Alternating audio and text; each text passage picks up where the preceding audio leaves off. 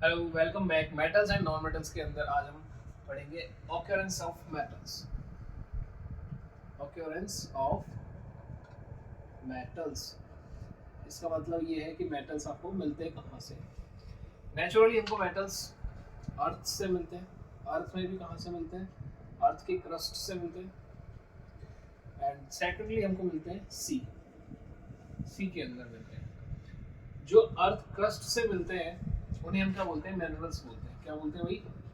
Minerals बोलते हैं। और जो सी से हमें मेटल्स मिलते हैं वो जनरली किस फॉर्म में मिलते हैं? सॉल्ट की फॉर्म में मिलते हैं। जैसे कि आपने सुना हुआ है NaCl, कॉमन सॉल्ट होता है हमारा। और MgCl, NaCl, NCl2 मिनरल्स मिलते हैं किससे? अर्थ क्रस्ट से। और सॉल्ट्स किससे मिलते हैं? आपके सी से। दोनों से हमको क्या ऑब्टेन होता है? मेटल्स ऑब्टेन होते हैं। अगर मिनरल्स आपके क्या है? बहुत हाई अमाउंट के अंदर है। किसमें? बहुत हाई अमाउंट में।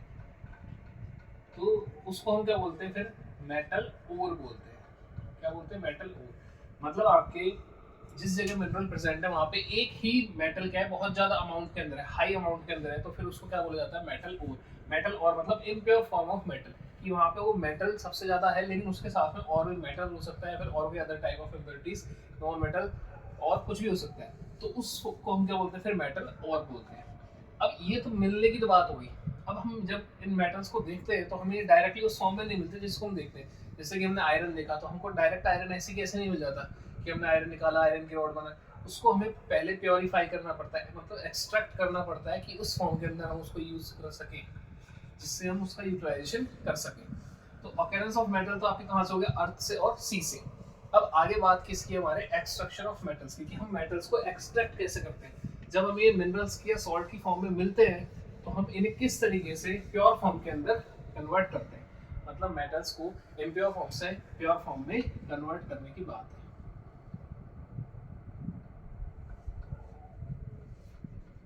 है। Extraction of metals, extraction of metals. अब देखिए, मेटल्स के एक्सट्रैक्शन की बात कर रहे हैं तो अभी हमने इससे पहली वाली क्लासेस के अंदर किसके बारे में बात करी थी? Reactivity series. इसकी बात करी थी, रिएक्टिविटी सीरीज। तो रिएक्टिविटी सीरीज के अंदर हमने बात करी थी तो वहाँ पे कुछ मेटल्स ऐसे थे जो हाईली रिएक्टिव थे, कुछ मॉडरेटली थे, कुछ लो रिएक्टिव थे। मतलब कुछ तो बहुत जल्दी रिएक्शन में आ जाते हैं, कुछ मॉडरेट हैं, कुछ रिएक्ट होने में क्या करते हैं? बहुत ज़्यादा टाइम कंज्यूम करते हैं या फिर रिएक्ट भी नहीं करते। तो इन केसेस के अंदर हमारे पास जो एक्सट्रैक्शन है मेटल का वो भी उनके रिएक्टिविटी के अकॉर्डिंग होगा। मतलब जो मेटल जैसा होगा उसी तरीके से उसका एक्सट्रैक्शन पॉसिबल है। तो हमने एक्सट्रैक्शन को 3 पार्ट्स में डिवाइड कर लिया कि भाई एक्सट्रैक्शन किस किस का होगा? हाई रिएक्टिव मेटल्स का। किसका होगा? High reactive metals. उसके बाद सेकंड कैटेगरी हमने बना ली moderate, moderate reactive metals. And third property हमने बना ली यहाँ पर क्या? Low reactive metals.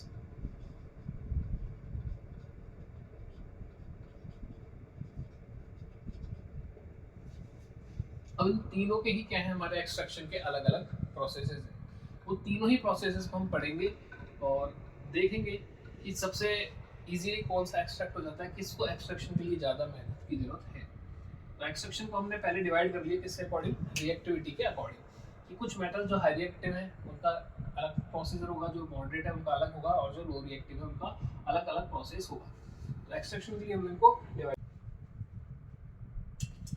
अब देखिए, कुछ बात कर लेते हैं इनसे रिलेटेड, जो आपके हाई रिएक्टिव, मॉडरेट और लो रिएक्टिव मेटल्स हैं इनके बारे में। जो आपके लो रिएक्टिव मेटल्स हैं ये हो सकता है आपको फ्री स्टेट्स में मिल जाए। किसमें मिल जाए? Free state. फ्री स्टेट का मतलब आपको जो आपकी लो रिएक्टिविटी है, आप एक बार यहाँ पे वो लिख लेते हैं रिएक्टिविटी सीरीज। सबसे पहले क्या आता है? Potassium, sodium, calcium, magnesium, aluminium. अब इन पांचों पे फोकस करो। इनको हम किस में कंसिडर करेंगे? हाई रिएक्टिव के। किस में करेंगे? हाई रिएक्टिव के अंदर करेंगे। ठीक है भाई। तो हाई रिएक्टिव मेटल्स के अंदर कौन कौन आ गया आपके? Potassium, sodium, calcium, magnesium and aluminium. उसके बाद आगे हमारे क्या आ जाता है एल्यूमिनियम के बाद में? Zinc, iron and lead. कौन कौन आ जाते हैं? Zinc, iron, lead. और उसके बाद में एक नॉन मेटल आता है, आपको पता ही रखा है, हाइड्रोजन। तो हाइड्रोजन तो हमारा मेटल्स में आएगा नहीं, वो बाहर ही रहेगा। तो इनको हम किसके अंदर करेंगे कंसिडर? मॉडरेट के अंदर। किसके अंदर कंसिडर करेंगे भाई? मॉडरेट रिएक्टिव एलिमेंट्स के अंदर कंसिडर करेंगे। जिंक, आयरन, लेड, हाइड्रोजन सबसे पहले हाई रिएक्टिव हो गया, फिर मॉडरेट, अब लो रिएक्टिव। लो रिएक्टिव के अंदर आपके कौन कौन रह जाएगा? Copper, mercury, silver and gold. कौन कौन आ गया? Copper, mercury, silver and gold. ये आपके किसके अंदर हो गए? लो रिएक्टिव के अंदर। किसमें हो गए भाई? लो रिएक्टिव के अंदर हो गए। अब पहले तो हमने कैटेगराइज कर लिया कि हाई रिएक्टिव, मॉडरेट और लो के अंदर। अब अपने मेटल्स को भी क्लासिफाई करते हैं कि कौन कौन से मेटल्स हाई रिएक्टिव के अंदर आते हैं, कौन से मॉडरेट में आते हैं और कौन से लो रिएक्टिव के अंदर आते हैं। अब हम बात कर रहे थे कि लो रिएक्टिव मेटल्स है जो आपके किसमें मिलते हैं? फ्री स्टेट के अंदर। फ्री स्टेट में मिलने का मतलब क्या है कि आपको कॉपर, मर्क्यूरी, गोल्ड, सिल्वर ये डायरेक्टली मिल सकते हैं। डायरेक्टली मतलब कि इनको आप जब देखोगे इनकी कोई मेटल और होगी तो वहां पे क्या होंगे? किसी और के साथ रिएक्शन कर रहे हुए नहीं होंगे। जैसे कि सल्फाइड बना लिया, ऑक्साइड बना लिया, तो फ्री स्टेट में मिल सकते हैं। अब फ्री स्टेट में मिल सकते हैं इसका मतलब क्या है? सिर्फ फ्री स्टेट में मिलेंगे ऐसा भी नहीं है, लेकिन इनके अंदर ही पॉसिबिलिटीज है कि ये फ्री स्टेट में मिले, जबकि मॉडरेट और हाई रिएक्टिव के अंदर तो पॉसिबिलिटीज ही नहीं है। ये तो हमेशा किसी न किसी दूसरे कंपाउंड के साथ रिएक्शन करके अपना एक कंपाउंड बना के रखेंगे और उसी फॉर्म के अंदर मिलेंगे। मतलब फ्री स्टेट के अंदर आपको मिलने के चांसेस किसके हैं? सिर्फ और सिर्फ लो रिएक्टिव के हैं।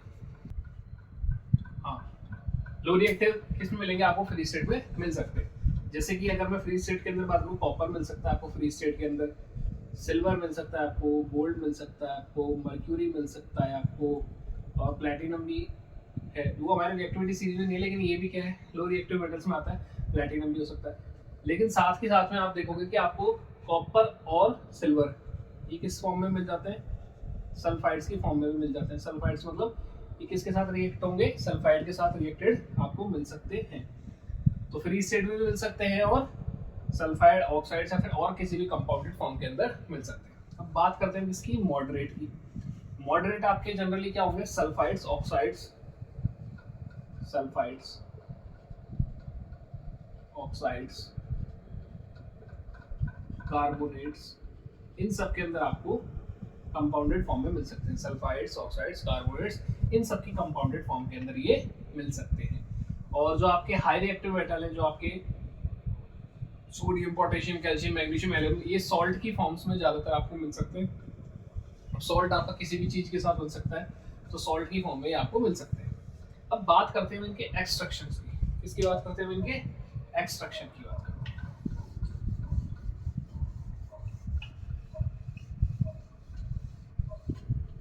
देख, जो आपका हाई रिएक्टिव है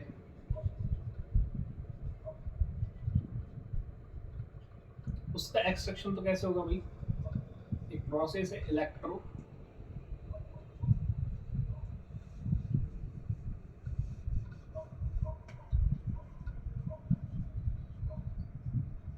इलेक्ट्रोलाइटिक रिडक्शन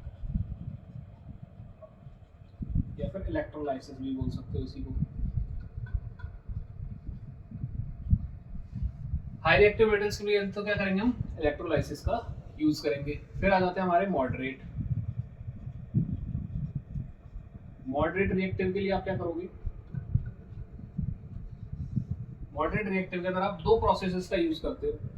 एक होती है आपकी रोस्टिंग, एक होती है आपकी कैल्सिनेशन।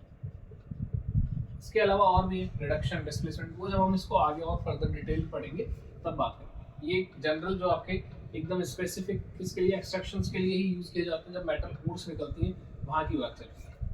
फिर आ जाता है हमारा लो रिएक्टिव है। तो लो रिएक्टिव को हम जनरली कैसे करते हैं? हीटिंग के थ्रू ऑब्टेन करते हैं। इसके थ्रू करते हैं ऑब्टेन, हीटिंग के थ्रू ऑब्टेन करते हैं। तो अभी तक मैंने आपको एक्सट्रैक्शन के अंदर 3-4 बातें बता दी है, हाई रिएक्टिव, मॉडरेट और लो। पहले तो इनको हमने 3 कैटेगरीज में डिवाइड किया, फिर हमने मेटल रिएक्टिविटी सीरीज से भी ये डिवाइड कर लिया कि कौन से मेटल्स आपके हाई रिएक्टिव है, कौन से मॉडरेट है और कौन से लो रिएक्टिव है। फिर मैंने आपको बताया कि लो रिएक्टिव आपके फ्री स्टेट्स में मिल सकते हैं और कंपाउंडेड फॉर्म में मिल सकते हैं, मॉडरेट और हाई रिएक्टिव आपके कंपाउंडेड फॉर्म में ही मिलेंगे। ये ज़्यादातर आपको सल्फाइड्स, ऑक्साइड्स और कार्बोनेट्स में मिलते हैं, ये आपके सॉल्ट फॉर्म के अंदर मिल सकते हैं। ये कैसे ऑब्टेन करोगे आप? इलेक्ट्रोलाइसिस के प्रोसेस से। मॉडरेट रिएक्टिव को कैसे करोगे? Roasting, calcination. इसके आगे रिडक्शन, डिस्प्लेसमेंट वो भी है, वो जब हम रिएक्शंस आगे लिखेंगे तब देखेंगे। और लो रिएक्टिव आपके कैसे हो गया? हीटिंग की प्रोसेस के। तो ये आपको मैंने थोड़ा सा कैटेगराइज कर दिया पूरा एक्सट्रैक्शन ऑफ मेटल के अंदर। अब हम चलते हैं एक एक को डिटेल से पढ़ते हैं। सबसे पहले हम पढ़ेंगे लो रिएक्टिव मेटल्स के बारे में। इसके बारे में पढ़ेंगे भाई लो रिएक्टिव मेटल्स के।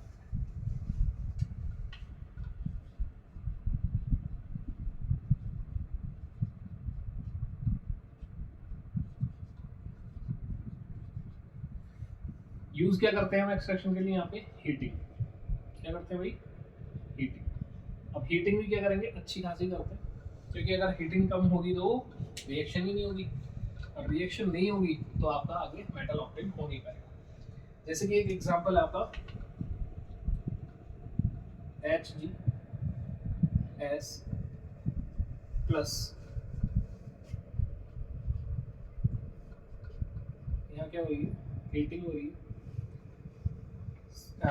मर्क्यूरी सल्फाइड है, जिसको हम कॉमन नेम सिनेबार भी बोलते हैं। मर्क्यूरिक सल्फाइड, जिसको आप कॉमन नेम क्या बोलते हैं? सिनेबार बोलते हैं। यहाँ पे जब इसकी रिएक्शन होगी तो रिएक्शन के अंदर आपको पहले क्या ऑब्टेन होगा? ऑक्साइड ऑब्टेन होगा। किसका? मर्क्यूरी का ऑक्साइड ऑब्टेन होगा आपको, और मर्क्यूरी के ऑक्साइड के साथ में आपको मिल जाएगा SO2। क्या मिल जाएगा भाई आपको? SO2 मिल जाएगा। हीट कब होगी? जब ऑक्सीजन होगी, ऑक्सीजन के प्रेजेंस में ही आप हीट प्रोवाइड कर सकते हैं। तो सल्फाइड से ब्रेक होकर किसमें आ गया? ऑक्साइड के अंदर। अब इसको फर्दर और हीट प्रोवाइड की जाती है। किसको? ऑक्साइड को। जब ऑक्साइड को और हीट प्रोवाइड कर दी जाती है तो बिल्कुल अलग हो जाती है। कौन? मेटल, और आपके ऑक्सीजन आपके अलग हो जाए। इस तरीके से हम क्या कर सकते हैं? ऑब्टेन कर सकते हैं किसको? मेटल को। कौन से मेटल्स को? लो रिएक्टिव मेटल्स को। क्या प्रोसेस है? हीटिंग का प्रोसेस है। सल्फाइड था, सल्फाइड से ऑक्साइड बना, ऑक्साइड से और हीट करके क्या बना दिया? पूरा मेटल बना दिया। क्या बन गया आपका? Metal mercury oxide. इसको हम बैलेंस आउट कर सकते हैं। बैलेंस करने के लिए यहाँ पे देखो मर्क्यूरी क्या है आपका? 1 है, यहाँ पे भी मर्क्यूरी 1 है आपका। ऑक्सीजन कितने हैं? 3 2 6 है। यहाँ पे कितने हैं आपके? ऑक्सीजन 3 है, 1 यहाँ पर और 2 यहाँ पर। तो यहाँ हम लगा देंगे 2, तो यहाँ भी हम लगा देंगे 2। तो ऑक्सीजन कितने हो गए? 6। अब सल्फाइड कितने हो गए? 2। मर्क्यूरी कितना हो गया? 2। तो यहाँ पे भी मैंने लगा दिया। तो ये आपकी बैलेंस है। ये आपको हर रिएक्शन के साथ कर लेनी चाहिए, ताकि आपको जब एग्जाम के अंदर रिप्रेजेंटेशन हो एकदम परफेक्ट हो और आपको कोई भी मार्क्स का डिडक्शन ना हो। ठीक है। यहाँ पे हम इसके अंदर भी कर सकते हैं ये सिमिलरली HgO। तो यहाँ पे ऑक्सीजन 2 है, यहाँ पे ऑक्सीजन 1 है, तो ऑक्सीजन को 2 किया, मर्क्यूरी 2 हो गया। ये आपकी रिएक्शन कंप्लीट हो गई है। एक और रिएक्शन देख लेते हैं इसी की हम, लो रिएक्टिव की। वो देख लेते हैं कॉपर सल्फाइड। इसकी देखते हैं भाई, C2S प्लस O2। हीट के यहाँ पे क्या मिलेगा आपको? कॉपर ऑक्साइड मिलेगा, साथ में क्या मिल जाएगा? SO2। दोबारा से हम ऑक्साइड को हीट करेंगे। अब हमें क्या मिल जाएगा? मेटल मिल जाएगा, कॉपर, और ऑक्सीजन हमारा अलग हो जाएगा।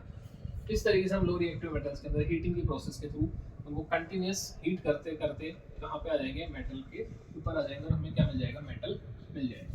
तो एक्सट्रैक्शन ऑफ मेटल्स में फर्स्ट आपका पार्ट कंप्लीट हो चुका है लो रिएक्टिव मेटल्स का। नेक्स्ट हम चलते हैं मॉडरेट रिएक्टिव या मिडल रिएक्टिव एलिमेंट्स पर।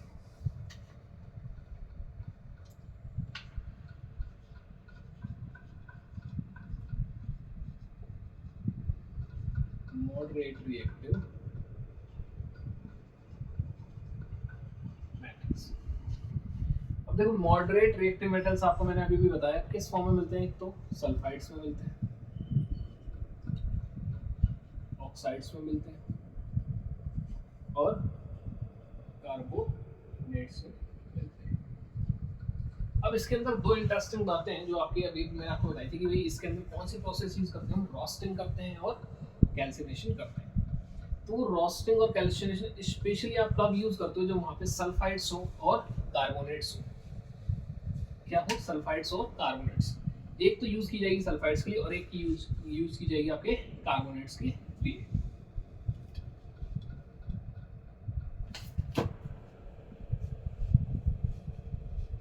देखो अगर सल्फाइड्स की आपकी ओर है, जो आपकी मेटल और है वो किसकी है, सल्फाइड की है, तो क्या किया जाए, उसको हीट किया जाए और हीट नहीं स्ट्रांगली हीट किया जाए। क्या किया जाए, स्ट्रांगली हीट किया जाए। ऑक्सीजन क्या हो, एक्सेस एयर हो, एक्सेस एयर के अंदर। देखो सल्फाइड और किसी भी मॉडरेट रिएक्टिव मेटल की जिसको क्या किया जाए, स्ट्रांगली हीट किया जाए और एक्सेस एयर के अंदर हीट किया जाए, तो उस प्रोसेस को हम क्या बोलेंगे, रोस्टिंग बोलेंगे। क्या बोलेंगे, रोस्टिंग बोलेंगे। क्या बोलेंगे इस प्रोसेस को भाई, रोस्टिंग बोलेंगे। वहीं अगर हम कार्बोनेट्स की और हो, मेटल और किसकी हो, आपकी कार्बोनेट की, उसको भी क्या किया जाए, स्ट्रांगली हीट किया जाए। ठीक है, लेकिन यहाँ पे डिफरेंस क्या है, यहाँ पे लिमिटेड सॉरी यहाँ पे एक्सेस एयर थी, यहाँ पे क्या रहेगी, लिमिटेड एयर रहेगी। मतलब ऑक्सीजन क्या रहेगी आपकी, लिमिटेड। यहाँ पे ऑक्सीजन क्या है, एक्सेस में। तो उस प्रोसेस को हम क्या बोलेंगे भाई, कैल्सिनेशन बोलेंगे। क्या बोलेंगे हम, कैल्सिनेशन बोलेंगे। अब मैं आपको बता चुका हूँ मॉडरेट रिएक्टिव मेटल्स के अंदर सल्फाइड्स, ऑक्साइड या कार्बोनेट्स, तीन टाइप से आपको मेटल ओर्स मिलेगी, जिसके अंदर अगर आप स्ट्रांगली हीट करते हो एक्सेस एयर के प्रेजेंट में और वो मेटल और किसकी हो, सल्फाइड की, तो उस प्रोसेस को हम क्या बोलेंगे, रोस्टिंग बोलेंगे। वहीं पे अगर मेटल और किसकी हो, कार्बोनेट की, स्ट्रांग हीट किया जाए और लिमिटेड एयर हो, तो उस प्रोसेस को हम क्या बोलेंगे, कैल्सिनेशन बोलेंगे। ये बात क्लियर है। अब हम आगे इसके रिएक्शंस देख लेते हैं मॉडरेट रिएक्टिव मेटल की। दोनों के रिएक्शंस एक साथ देख लेंगे, सल्फाइड और carbonates.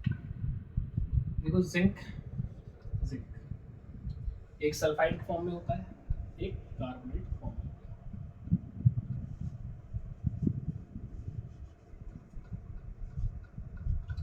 Zinc sulphide, zinc carbonate, दोनों को ही क्या किया जाएगा भाई, हीट किया जाएगा।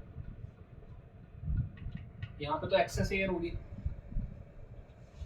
क्या करेंगे, हीट करेंगे। एयर कैसी होगी, एक्सेस, क्यों, सल्फाइड की होगी। यहाँ पे एयर क्या होगी, कम होगी।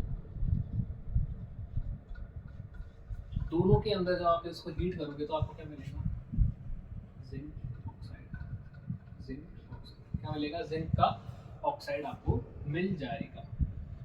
ठीक है भाई, और वहां पे आपको SO2 मिल जाएगा और यहाँ पे आपको CO2 मिल जाएगा। बैलेंस आउट आप कर सकते हैं। ठीक है, एक्सट्रैक्शन ऑफ मेटल्स के अंदर sulphides, carbonates, excess oxygen, limited oxygen, दोनों के अंदर प्रोडक्ट में क्या मिल गया आपको, जिंक ऑक्साइड। अब जब जिंक ऑक्साइड मिल गया तो जिंक ऑक्साइड को हम क्या करेंगे, एक्सट्रैक्ट करके जिंक मेटल लेंगे। अब ऑक्साइड से हमने एक अभी मेटल पीछे वाली लो रिएक्टर के अंदर देखा कि आपको मेटल कैसे मिल सकता है, हीट प्रोवाइड करो आप दोबारा से, और तो आपकी ऑक्साइड किसमें कन्वर्ट हो जाती है भाई, मेटल के अंदर कन्वर्ट हो जाती है और ऑक्सीजन अलग हो जाती है। लेकिन अगर हम इसकी जगह और कोई प्रोसेस यूज कर ले, जैसे कि मैं भी आपको बता रहा था कि रिएक्शन के टाइप है, मैं आपको हीट करके आप तो वो तो देख ही लिया आपने लो रिएक्टिव के अंदर। अब लेकिन मैं इसकी रिएक्शन किसके साथ करा दूं, कार्बन के साथ रिएक्शन करूं, तो यहाँ पे क्या हो जाएगा, आपका जिंक अलग हो जाएगा और आपकी कार्बन की ऑक्सीजन के साथ रिएक्शन होकर कार्बन मोनोऑक्साइड बन जाएगा। क्या बन जाएगा भाई, कार्बन मोनोऑक्साइड बन जाएगा। यहाँ क्या हुआ कि कार्बन ने ऑक्सीजन को क्या कर दिया, रिमूव कर दिया। क्या कर दिया, कार्बन ने ऑक्सीजन को रिमूव कर दिया, किसके पास से, जिंक के पास से। मतलब जिंक का क्या हो गया, यहाँ पर रिडक्शन हो गया। क्या हो गया, जिंक का यहाँ पे क्या हो गया, रिडक्शन हो गया।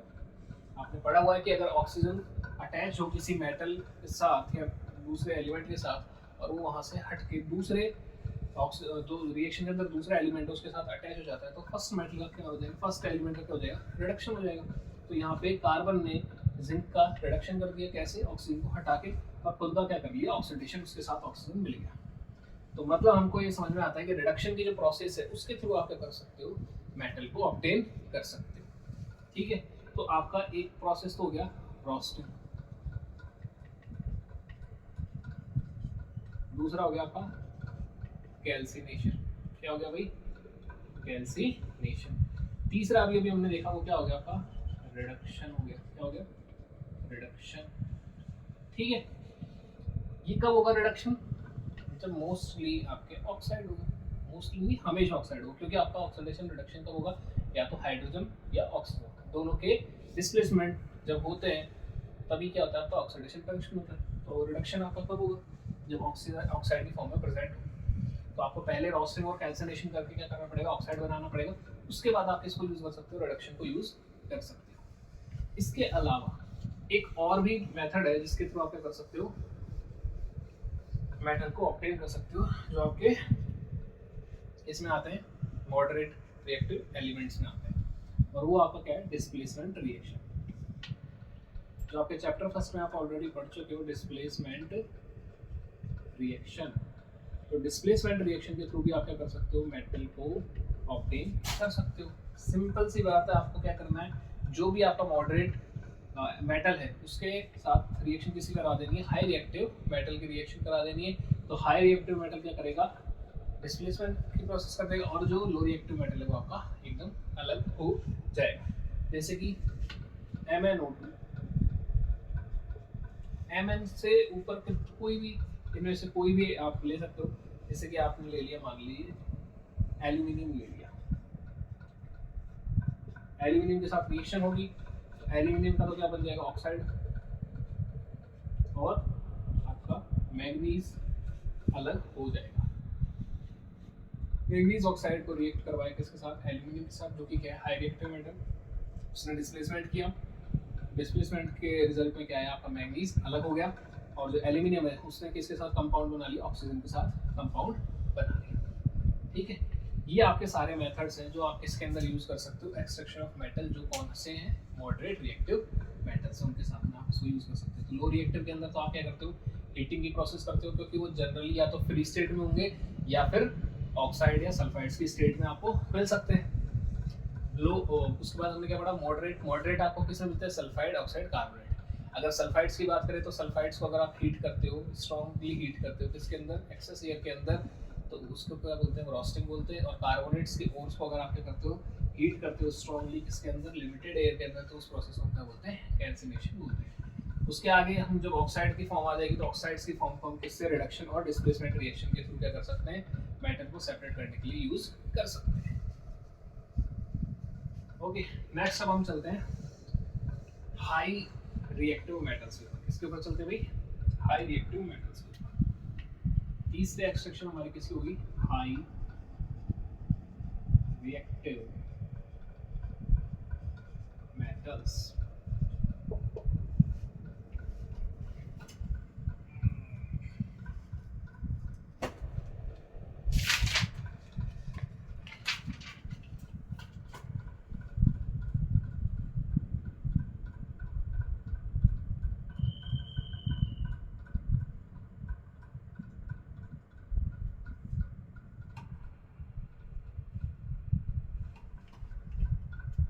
जी, अब हम चलते हैं हाईली रिएक्टिव मेटल्स के ऊपर।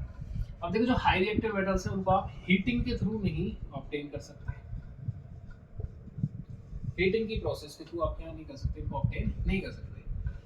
ठीक है, क्योंकि जब आप अगर हीट अप करोगे तो वो क्या है, एकदम मॉल्टन स्टेट में चला जाएगा, और वो मॉल्टन स्टेट के अंदर मिक्सचर हो जाएगा, लेकिन सेपरेट नहीं हो पाएगा। उसके अलावा हम इसको ना ही रिडक्शन से कर सकते हैं।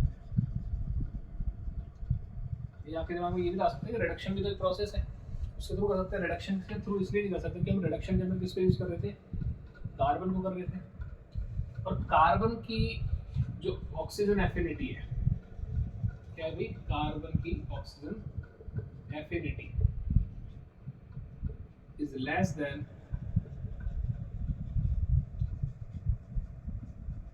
Sodium, potassium, calcium, magnesium, aluminium. मतलब ये बोल सकता हूँ जो हाई रिएक्टिव मेटल्स हैं उनसे कम रहती है ऑक्सीजन एफिनिटी किसकी, कार्बन की। ऑक्सीजन एफिनिटी का मतलब कि ये कितना इजीली रिएक्ट कर जाएगा ऑक्सीजन के साथ दूसरे मेटल्स से। अगर ये इनकी बात करें तो ये इतने ज़्यादा इलेक्ट्रॉन हो, इतने ज़्यादा इनकी एफिनिटी है कि ये ज़्यादा इजीली किसके साथ रिएक्शन करेंगे, ऑक्सीजन के साथ। मतलब अगर ऑक्सीजन प्रेजेंट है तो इसका अट्रैक्शन इतना ज़्यादा नहीं होगा जितना इनका होगा।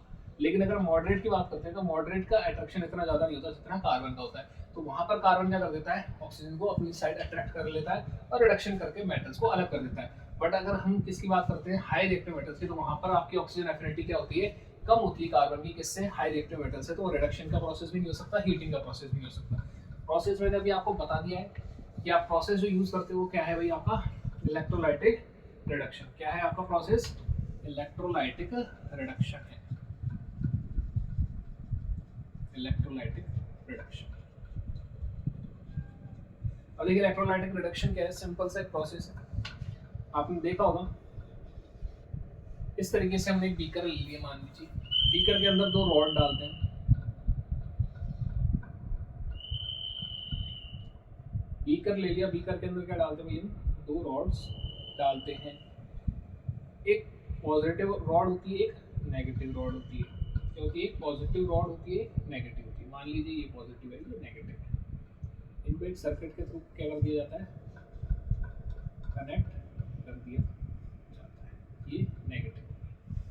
तो पहली बात तो ये समझ लीजिए, जो आपकी पॉजिटिव होती है उसका नाम क्या होता है भाई, एनोड। क्या नाम होता है, एनोड। और जो आपकी नेगेटिव रॉड होती है उसका नाम क्या होता है, कैथोड। क्या होता है, कैथोड। अब ये पॉजिटिव है तो इस पे कौन से आयंस आएंगे, नेगेटिव आयंस। और ये नेगेटिव है तो इस पे कौन से आयंस आएंगे, पॉजिटिव आयंस। ठीक है जी। दूसरी बात, जो इलेक्ट्रोलाइटिक रिडक्शन है, तो यहाँ पे जो ये रॉड्स होती हैं, ये किसकी रॉड्स होती हैं, ग्रेफाइट रॉड्स होती हैं। क्या होती है भाई, ग्रेफाइट की रॉड्स होती है। ये आपको स्पेशल ध्यान रखना है कि हम इलेक्ट्रोलाइटिक रिडक्शन के अंदर किसकी रॉड्स का यूज करते हैं, ग्रेफाइट की रॉड्स का यूज करते हैं। अब यहाँ पे हमारा क्या होगा, इलेक्ट्रोलाइट होगा।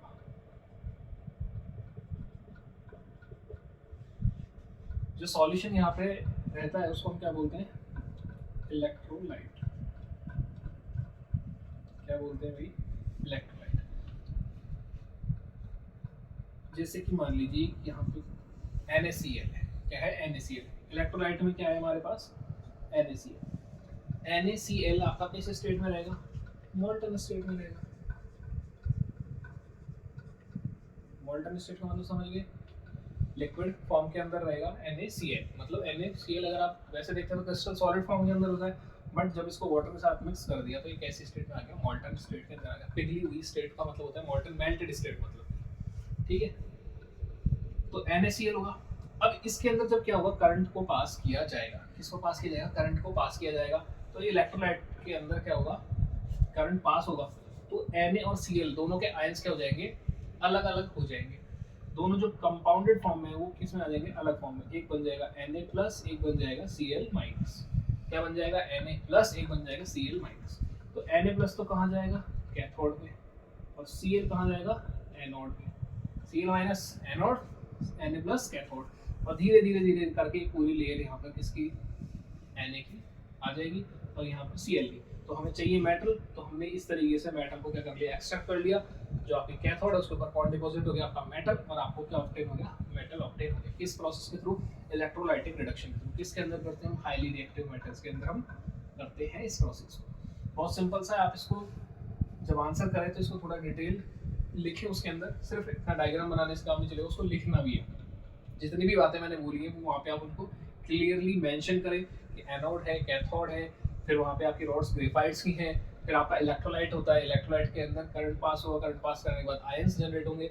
जो पॉजिटिव आयंस है वो कैथोड की साइड जाएंगे, नेगेटिव आयंस एनोड की साइड जाएंगे, और पॉजिटिव आयंस जो है वही आपका क्या है, मेटल्स है। तो इस तरीके से जब एक लेयर बन जाएगी तब हम उसको बंद कर देंगे और हम अपना मेटल निकाल देंगे। ठीक है भाई, ये हो गया आपका हाई रिएक्टिव मेटल्स का एक्सट्रैक्शन।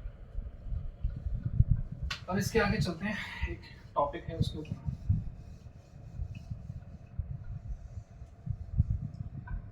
नेक्स्ट आपका टॉपिक है रिफाइनिंग ऑफ मेटल्स। रिफाइनिंग भी कैसी? Electrolytic refining.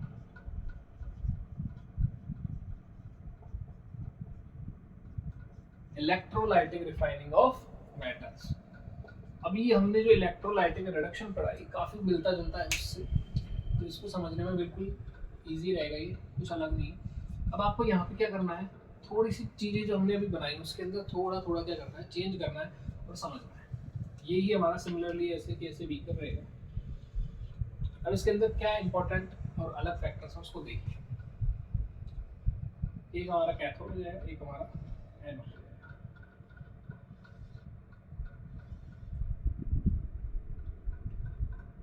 पॉजिटिव हो गया, नेगेटिव हो गया।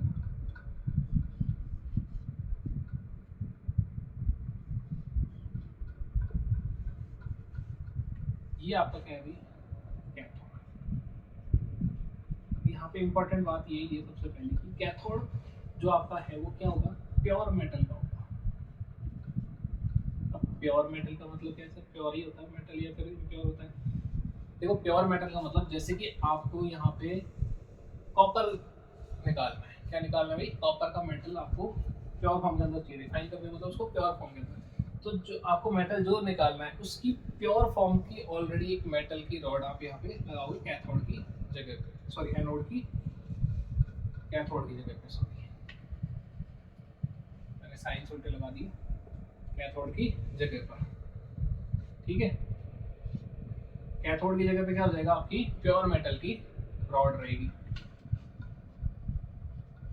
और जो आपका एनोड होगा, एनोड की जगह पे आपकी क्या होगी, इम्प्योर मेटल रॉड होगी।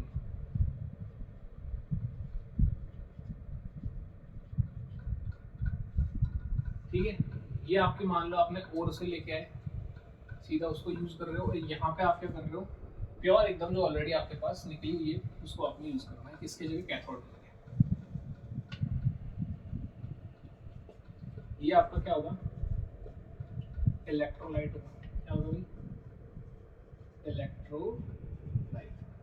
इलेक्ट्रोलाइट के अंदर आपको क्या यूज करना है, मान लीजिए ये कॉपर का होगा, ये इम्प्योर मेटल भी कॉपर का होगा, तो यहाँ पे आपका जो सॉल्ट जो भी जो इलेक्ट्रोलाइट होगा वो क्या होगा, उसी मेटल का सॉल्ट होगा। अगर यहाँ पे कॉपर की है, मान लीजिए ये क्या है, कॉपर का Cu, ये क्या है, इम्प्योर कॉपर है, तो यहाँ पे मान लीजिए CuSO4 कॉपर सल्फेट सॉल्ट ले लिया। इसी का सब कुछ सिमिलरली होना चाहिए। तो कैथोड पे आपके क्या होगा, प्योर मेटल, एनोड पे क्या होगा आपके इम्प्योर मेटल, इलेक्ट्रोलाइट के अंदर आपके क्या होगा, सेम मेटल का सॉल्ट होगा। क्या होगा, सेम मेटल का सॉल्ट होगा। अब जैसे ही आप क्या करोगे, इसके अंदर करंट को पास करोगे, इलेक्ट्रोलाइट के अंदर क्या होने लग जाएगी, प्रोसेस होने लग जाएगी, और धीरे धीरे क्या होगा, ये जो आपका एनोड है जो कि ये किसका बना हुआ है, इम्प्योर मेटल का बना हुआ है, तो ये किसमें डिसॉल्व होगा, इलेक्ट्रोलाइट के अंदर डिसॉल्व होगा। Anode starts dissolving in electrolyte। किसके अंदर डिसॉल्व होगा भाई, इलेक्ट्रोलाइट के अंदर डिसॉल्व होगा। और जब ये इलेक्ट्रोलाइट के अंदर डिसॉल्व हो जाएगा, होने लग जाएगा, तो यहाँ से मान लीजिए आपने कॉपर की बात करी, तो कॉपर का प्लस आयन रिलीज होगा इसमें से जब डिसॉल्व होगा, तो और जो कॉपर का प्लस आयन वो कहाँ जाकर डिपॉजिट होगा, इस कैथोड में, क्योंकि कैथोड कैसे नेगेटिवली चार्ज है, किसके थ्रू, सर्किट के थ्रू। तो जो कॉपर है वो किस पे आके चिपकने लग जाएगा, कैथोड के ऊपर। किस पे आके लगने लग जाएगा, कैथोड के ऊपर आके लगने लग जाएगा। और आपका जो मेटल है जो किसके अंदर था, इम्प्योर फॉर्म के अंदर, वो धीरे धीरे किसके साथ में डिपॉजिट, किसके ऊपर डिपॉजिट होने लग जाएगा, कैथोड के ऊपर डिपॉजिट होने लग जाएगा। और फाइनली जब वो कंप्लीट हो जाएगा उसको आप क्या कर लोगे, निकाल लो। हाँ, इसमें एक इम्पॉर्टेंट बात ये याद रखनी है आपको, जितना आपका इलेक्ट्रोलाइट के अंदर प्रेजेंट है कॉपर, उतना ही यहाँ से निकल के यहाँ पे जा सकता है। मतलब कि इलेक्ट्रोलाइट के अंदर जितना डिसॉल्व होगा ये, उतना ही क्या होगा यहाँ पे डिपॉजिट होगा, किसके ऊपर, कैथोड के ऊपर। ठीक है, ये आपका क्या होगा, इलेक्ट्रोलाइटिक रिफाइनिंग ऑफ मेटल्स। अब इसके अंदर एक इम्पॉर्टेंट बात छोटी सी क्या है कि जब ये यहाँ पे इस तरीके से इधर तो क्या जा रहे हैं भाई, Cu प्लस आयंस जा रहे हैं किस पे, कैथोड पे। और जो ये इम्प्योर मेटल है इसके अंदर क्या है, इम्प्योर तो नहीं क्योंकि इसके अंदर सिर्फ कॉपर नहीं और भी कुछ है, तो वो सब क्या होने लग जाएगा यहाँ पे नीचे की साइड डिपॉजिट होने लग जाएगा, किसके नीचे, एनोड के नीचे। और जो एनोड के नीचे वेस्ट मटेरियल डिपॉजिट होने लग जाता है उसी को हम क्या बोलते हैं, एनोड मड बोलते हैं। क्या बोलते हैं भाई, एनोड मड बोलते हैं। तो आपके low reactive, high reactive, middle reactive तीनों मेटल्स का एक्सट्रैक्शन बता दिया मैंने, और आपको इलेक्ट्रोलाइटिक रिफाइनिंग ऑफ मेटल्स बता दिया। इसके आगे आपके नेक्स्ट टॉपिक आता है कोरोजन। क्या आता भाई, कोरोजन। चैप्टर फर्स्ट के अंदर भी आप पढ़ चुके हो, और थोड़ा सा यहाँ पे देख लीजिए।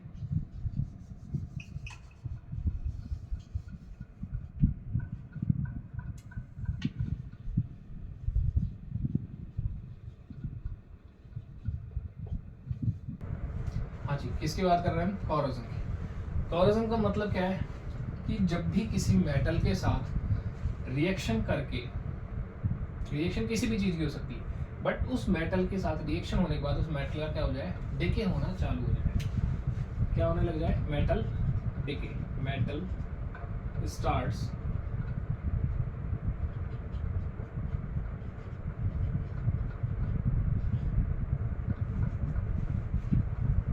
metal starts decay after a certain reaction। किसी भी रिएक्शन के बाद, अब किसी भी रिएक्शन मतलब हर मेटल के लिए क्या है, अलग है, इसलिए हम सर्टेन बोल रहे हैं। जैसे कि एग्जांपल के लिए हम बात करते हैं सिल्वर की। सिल्वर के साथ अगर कौन, सल्फर,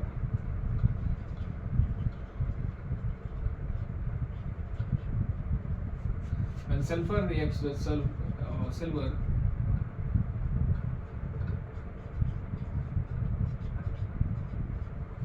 जब सल्फर आपका किसके साथ रिएक्ट करेगा, सिल्वर के साथ, तो वो क्या बना लेगा, silver sulphide forms silver sulphide.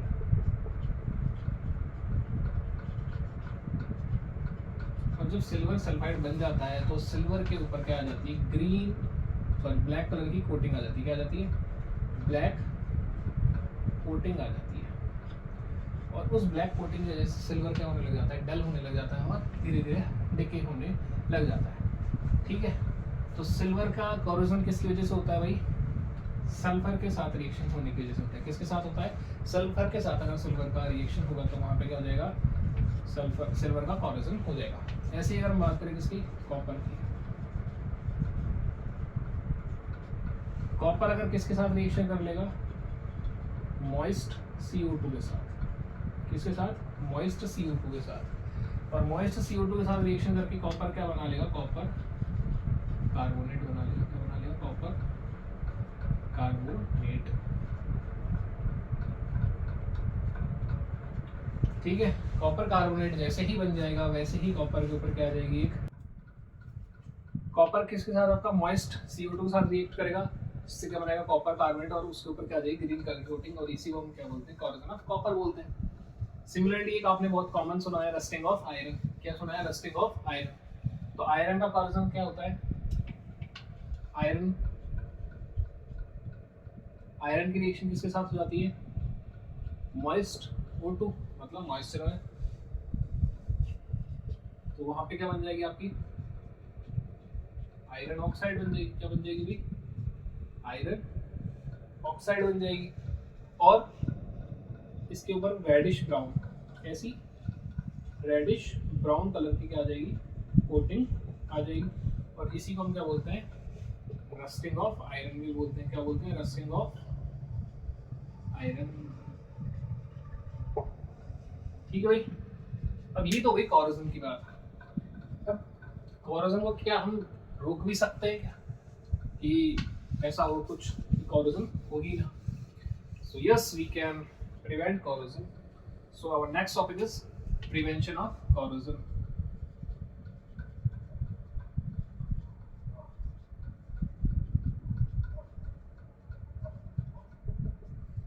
देखिए, corrosion can be prevented by first galvanisation,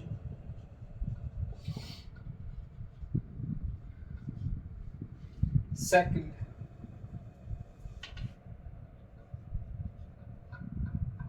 anodising,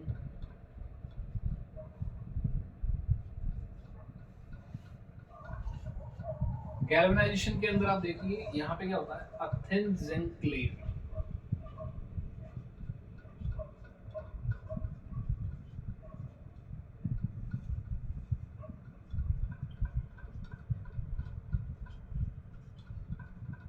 किसी कोटिंग की जाती है, coating of a thin zinc layer is used to prevent corrosion, especially किसके लिए करते हैं हम इसको यूज, आयरन एंड स्टील के अंदर इसको हम क्या करते हैं, यूज करते हैं स्पेशली किसको, गैल्वेनाइजेशन की प्रोसेस को, किसके लिए, कोरोजन से बचने के लिए।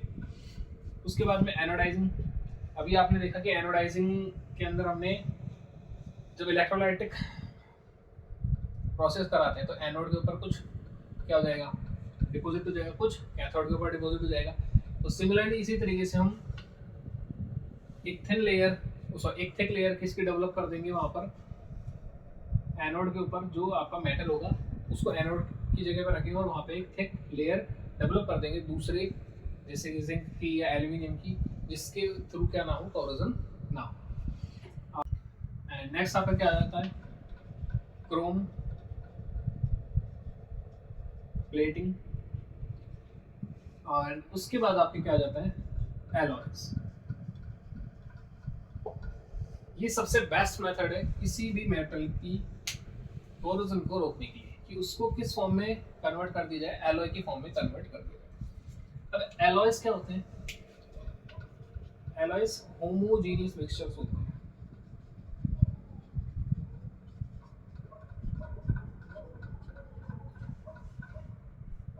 होमोजेनियस मिक्सचर्स होते हैं, मेटल्स के हो सकते हैं, मेटल एंड नॉन मेटल्स के भी हो सकते हैं। किस किस के हो सकते हैं, मेटल्स एंड नॉन मेटल्स, या फिर मेटल एंड मेटल।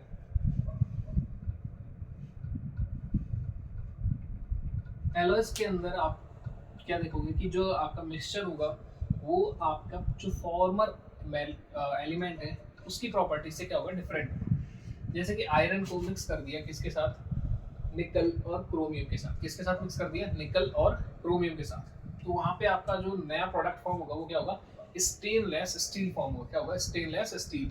अब उस स्टेनलेस स्टील की सबसे इंपॉर्टेंट प्रॉपर्टी क्या है जो हम जानते हैं कि उसके अंदर कोरोजन नहीं होता, जैसे कि आयरन के अंदर रस्टिंग हो जाती है, स्टील भी अगर एकदम स्टेनलेस ना होगा तो उसके अंदर क्या हो जाएगी, कोरोजन हो जाएगी। तो इसीलिए हम स्टेनलेस स्टील प्रेफर करते हैं क्योंकि उसके अंदर क्या नहीं होता, कोरोजन नहीं होता। और वो क्यों होता है, क्योंकि उसके अंदर 1 2 3 तीन मेटल्स को क्या कर दिया, मिक्स कर दिया, और उसके बाद क्या हुआ, वहाँ पे स्टेनलेस स्टील का फॉर्मेशन हुआ। तो उससे क्या होता है, उसकी प्रॉपर्टीज, जो केमिकल प्रॉपर्टीज हैं उसके अंदर चेंजेस आ जाते हैं, और जिसकी वजह से वो जिस तरीके से पहले रिएक्ट कर रहा था एटमॉस्फेयर के साथ उस तरीके से रिएक्ट नहीं करता, और रिएक्शन नहीं होने की वजह से वहाँ पे कोरोजन नहीं होता। तो अब यहाँ पे आपके कुछ एलॉयज हैं जो आपको याद रखने हैं, जो आपकी बुक के अंदर है, जिनको आप एमसीक्यू क्वेश्चंस के अंदर देख सकते हो कि वो आपको मिल जाए, और आप वहाँ पे आपको मिले तो आप बता सको कि भाई कौन कौन से सब्सटेंस से मिलकर कौन सा आपका एलॉय बनता है। जैसे कि अभी मैंने फर्स्ट आपको बताया, iron plus nickel plus chromium, इससे तो क्या बनेगा आपका, स्टेनलेस स्टील बनेगा। क्या बनेगा, स्टेनलेस स्टील। ये हो गया आपका पहला। नेक्स्ट आपका है copper plus zinc. Copper plus zinc से आपका क्या बन जाएगा, ब्रास। क्या बनेगा भाई, ब्रास। किसके से बनेगा, कॉपर और जिंक से। थर्ड आपका आ गया कॉपर प्लस टिन। क्या आ गया, कॉपर प्लस टिन।